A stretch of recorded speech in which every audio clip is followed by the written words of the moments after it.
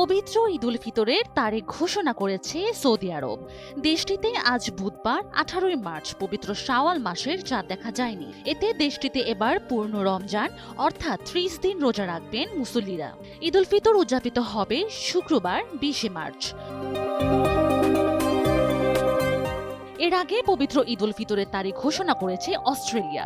দেশটিতে শুক্রবার 20 মার্চ ঈদ উদযাপন করবেন মুসলমানরা। অস্ট্রেলিয়ান ন্যাশনাল ইমামস কাউন্সিল জানায় শুক্রবার উদযাপিত হবে ঈদ উল ফিতর। এটি 1447 হিজরির শাওয়াল মাসের প্রথম দিন। এদিকে পবিত্র ঈদ উল ফিতরের তারিখ নির্ধারণ করেছে সিঙ্গাপুর। সিঙ্গাপুরের কর্মকর্তারা জানান শনিবার 21 মার্চ ঈদ উল ফিতর উদযাপিত হবে, কারণ জ্যোতির্বৈজ্ঞানিক তথ্য অনুযায়ী বিকাশ পেমেন্টে 10,000 টাকার বেশি অফার। শপিং চলছে তো। বৃহস্পতিবার সিঙ্গাপুর থেকে চাঁদ দেখা যাবে না। অন্যদিকে তুরস্কের সরকার জানায় শুক্রবার 20 মার্চ ঈদ উল ফিতর উদযাপিত হবে। বৃহস্পতিবার 19 মার্চ তুরস্ক ও অন্যান্য অঞ্চল থেকে শাওয়ালের চাঁদ দেখার সম্ভাবনার যে ইঙ্গিত জ্যোতির্বিজ্ঞানীরা দিয়েছেন তার ভিত্তিতে এ তারিখ ঘোষণা করা হয়েছে।